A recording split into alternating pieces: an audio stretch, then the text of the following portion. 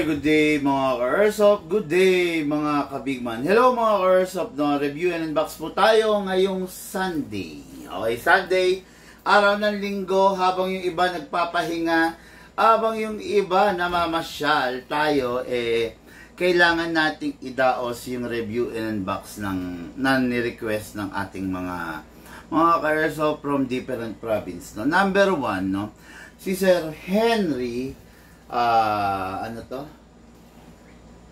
Henry Palparan of Tugigaraw, Isabela. Hello, Sir Henry.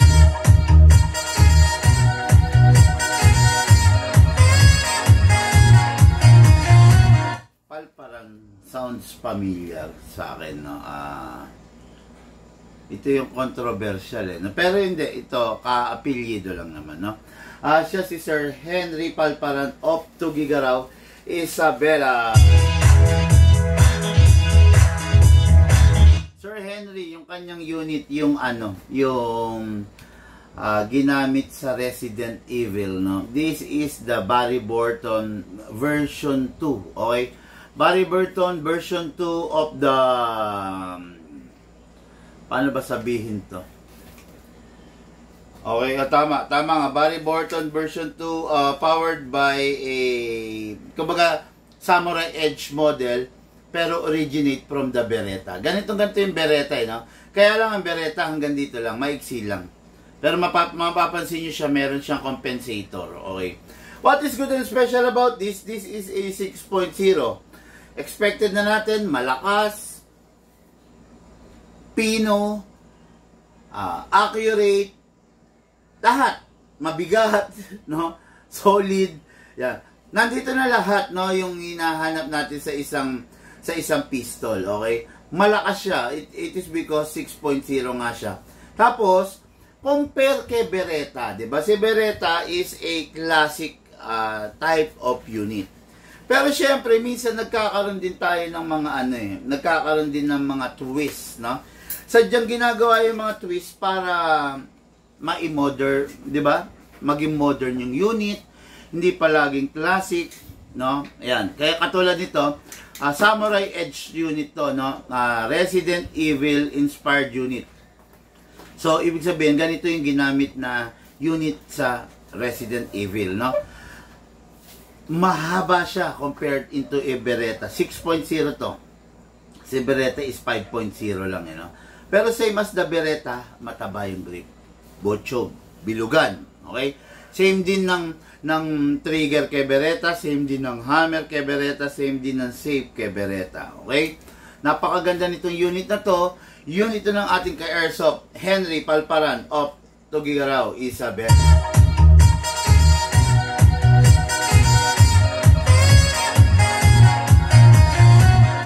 Okay, shoutout, good day and good afternoon sa kay Clint Montano of Jensen. Okay, ang unit natin kay Airsoft is the Glock 35 na Silver Edition. No, Glock 35 Silver Edition, equipped with single fire, equipped with rapid fire, tapos may nguso siya, may rail, conventional na Glock sight, front and rear, conventional trigger.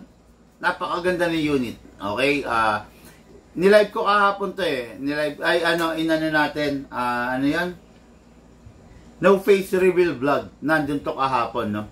So, nainganyo siya na kumuha nito. Okay, what is good and special about this? Mas mahaba than the conventional Glock. Okay, since mas mahaba siya, expected na natin mas malakas. Tulad nga sabi ko, equipped with single fire and rapid fire. So, yan yung unit natin. Okay? So, unit ng ating Airsoft, Glock 35. Review and unbox natin in just a while. Ronan Cruz of Apari, Cagayan. Okay, so Sir Ronan Cruz, ang Apari ba Cagayan? Hindi yata, Apari. Apari lang nakalagay dito, no? Ronan Cruz, sir, this is the Glock 17, the high-end edition. High-end edition, when I say high-end edition, siya yung nasa top, no? Kumbaga, siya yung matibay, malakas, matindi, quality ang materyales, lahat maganda sa kanya, no? Glock 17 Gen 5, So, ang Glock 35, makikita nyo naman yung difference ng haba. Mas mahaba talaga yung Glock 35. But it doesn't mean na papahuli to. Actually, mas ahead to. Kasi ito, high-end edition, complete markings, tapos CNC steel ang internals. Hindi katulad ng iba na CNC alloy or recycled alloy, gano'n, no? Pero ito, high-end edition to, talaga naman, no? Walang-wala rito yung mga unit na China, hindi papalag dito yung mga entry-level Taiwan. Talagang napakaganda, napakatikas ito. Talagang papakinabangan nyo. Okay? Unit yan ng ating Airsoft Ronan Cruz. Okay mga ka-Airsoft, dire-diretso tayo. Review and unbox ng unit ng ating mga ka-Airsoft.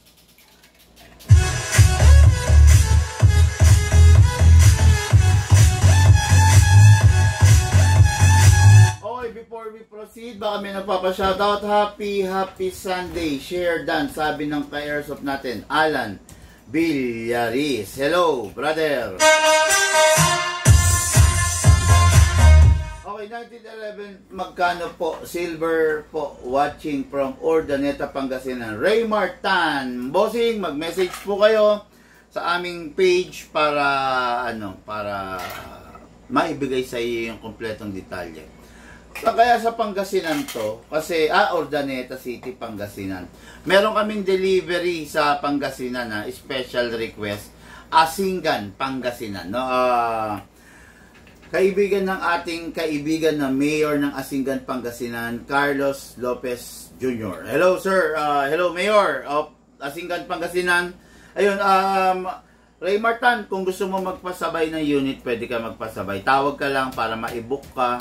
Pili ka ng unit on the spot, okay? Mga ka-Airsoft, announce ka lang, biyahing Baguio City tayo, kumukuha lang kami ng kasabay. Pupunta tayo dyan sa lugar ng Baguio, request ng ating ka-Airsoft, pupuntahan natin siya. Pili kayo ng unit on the spot, mga ka-Airsoft ko from Baguio City. Wag na kayo mag-alinlangan, no? Tawagan nyo na ako, tumawag na kayo, then pili kayo ng unit on the spot. Dami tayong dala, no? 50 units, sigurado pakikinabangan nyo. Sigurado magiging masaya kayo.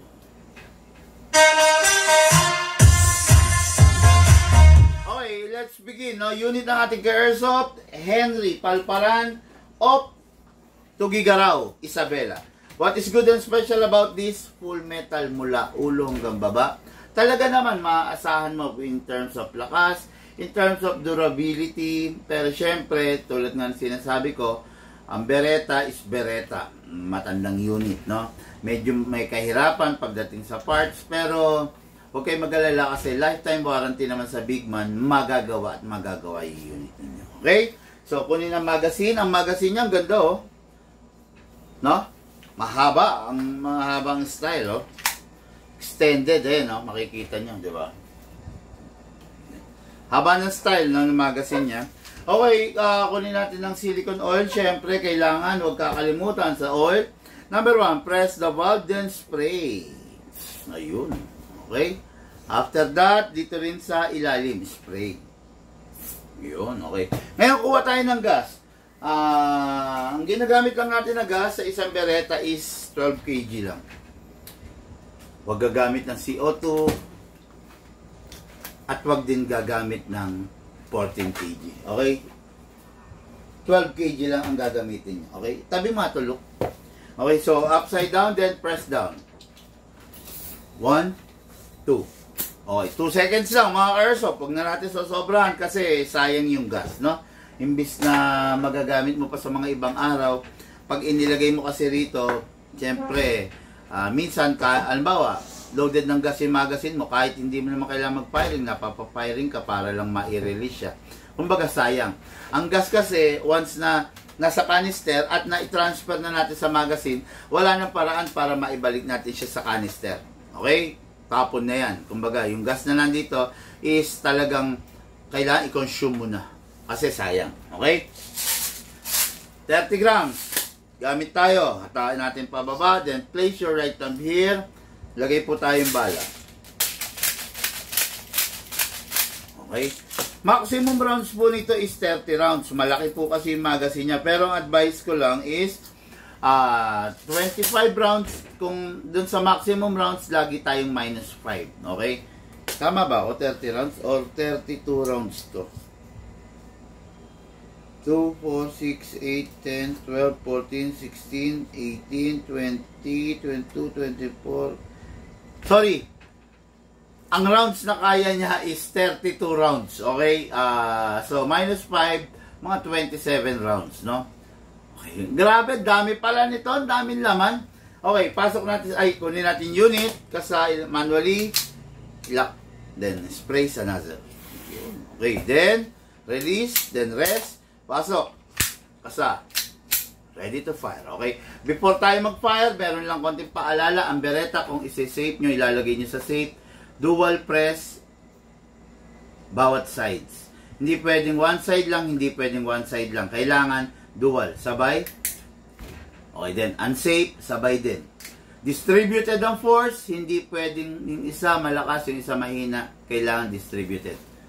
Firing.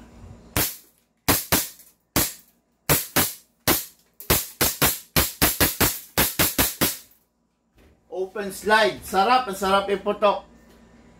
Ang laki-laki kasi niya. Open slide kasi wala nang bala. Next thing to do, release the magazine, then release the slide, then rest the hammer by pressing that trigger. Tapos yung unit, naka-upgrade, naka-fix outer barrel, naka-fine tuning, naka-trigger job, naka-hop-up rubber, naka-hammer protection pad. Ang kargang upgrade nito is 5. Okay? So, napakasarap, napakaganda, talaga mag-e-enjoy ang bawat gagamit. Napansin nyo, nilagyan lang natin siya 2 seconds, di ba? Napakadami pang tira niyan. Pag yung unit, tatabi na make sure walang lamang bala at dapat walang lamang hangin pasingawin. Grabe! Ang daming laman. Yung pinasingaw ko na yun, can fire 40, 50, 60, 70 rounds. Okay? Unit ng ating Airsoft, Henry Palparan of Tugigaraw, Isabela. Okay, next unit natin is unit ng ating Airsoft, Clint Montano of Jensen. Kahapon nainggit si Bossing doon sa inilive natin sa ating no face reveal vlog. Talagang nainggit siya, no? Kaya ginusto rin niya yung Glock 35. Meron tayong top of the line version nito. So this is the standard version. Meron din black version. Merong top of the line version. Pakita ko lang sa inyo para lang alam niyo, ha.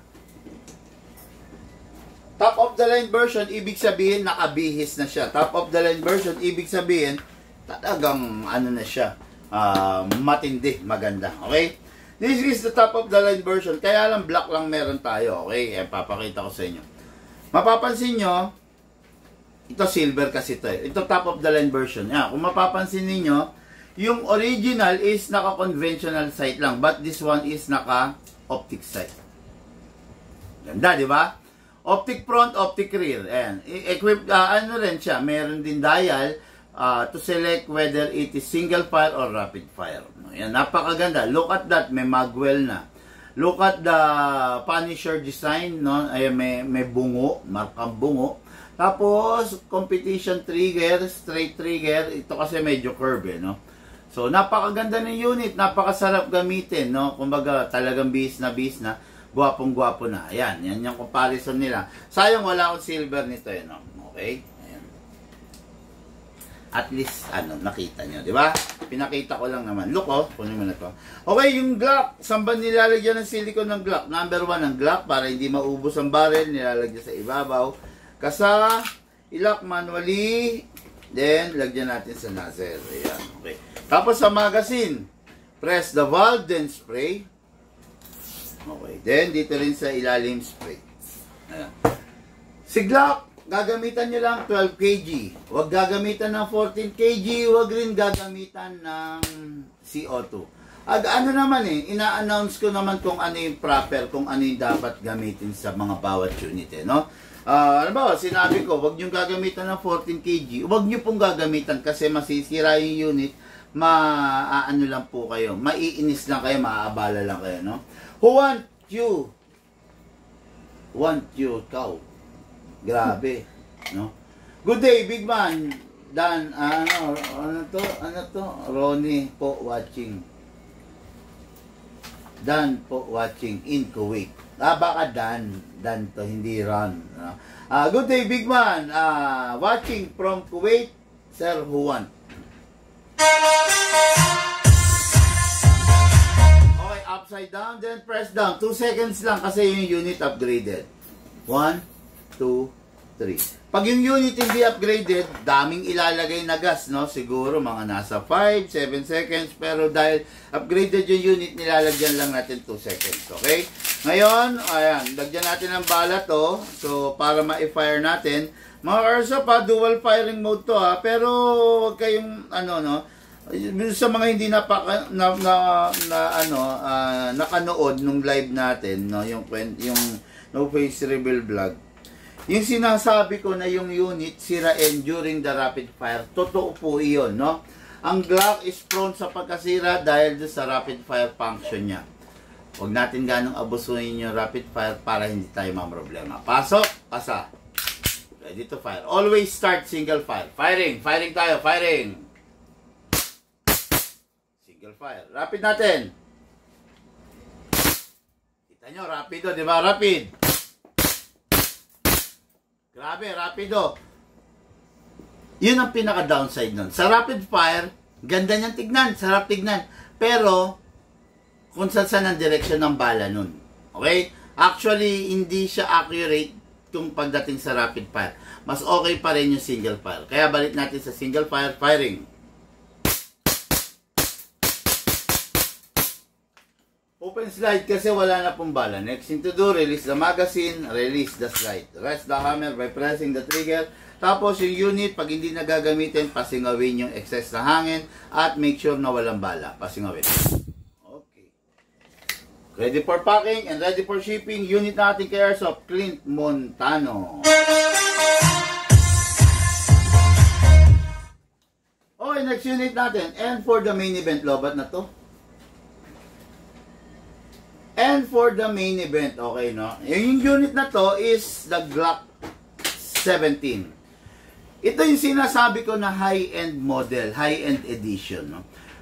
Merong Glock 17 na China, merong Glock 17 na low quality, merong Taiwan na Glock 17. But this unit is the high-end version of a Glock 17. Itong unit na to, capable siya ng 12 kg, capable siya ng 14 kg, at lalong-lalo na capable siya ng CO2. Bakit? Tulad nga nasasabi ko, high-end version, since high-end version, quality materials ang ginamit. Ang laman loob nito, full steel, CNC. Diba? Hindi siya recycled alloy, hindi siya katulad ng mga cheap quality na alloy lang. Ang laman loob niya, full steel CNC. Ibig sabihin, purong bakal. Okay? Kaya pwede siya sa 12, 14, and CO2. Yung 12 kg kasi, mga ka-airsoft, ginawa yan to fire a standard type of pistol. Yung 14 kg naman, ginawa yan para sa mga rifle. Okay? Yung CO2 ginawa para sa mga air gun. Lahat yung gas na nabanggit ko, kakayanin nito. Pero kung yung mga naunang unit na idinemo ko, hindi niya kakayanin yung mga gas na yan. Kaya, sisiguraduhin natin yung gagamitin natin gas para hindi masisira yung unit mo. Okay? So, kunin natin Glock 17 Gen 5 High-End Edition. Sprayan ng oil sa ibabaw. Kasa, ilak manually, sprayan natin ng oil sa nozzle. Okay, no? Then release, then rest. Okay. Then, kunin natin yung magazine. High-end version to, mga ka-airsoft pa. Sprayan ng inlet valve. Sprayan din natin ang output valve. Okay. Then, lagyan natin ng gas. Upside down, then press down. 1, 2. Okay, 2 seconds lang. Sobra-sobra na yan. Then, ibalik yung base pad to protect the magazine. Kung mahulog, merong first line of defense, merong sasalo sa kanya. Okay? Atake pa baba, then place your other thumb here, all the way. Dali, ha? Malakas siya. Then, lagyan natin ng bala. Pump lang po, mga airsoft.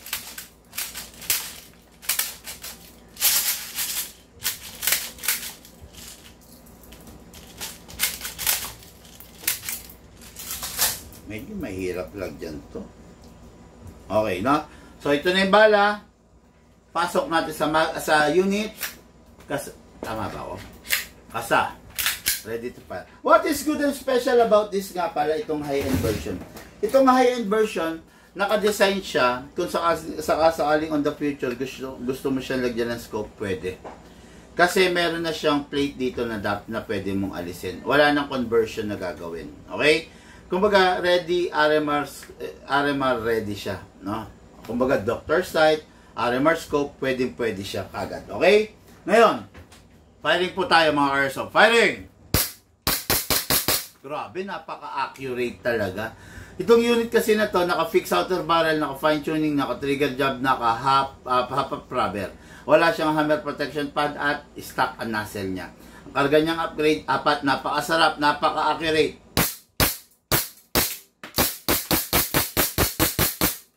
Open slide kasi wala ng bala.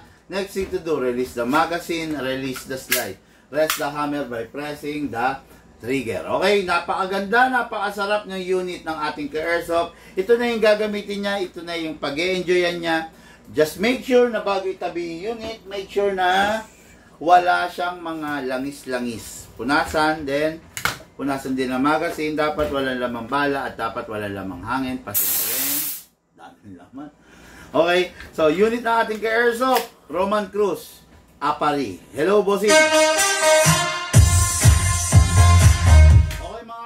Lahat po tayo nagmula sa iba't ibang larangan, pinagbuklod, pinag-isa ng iisang libangan.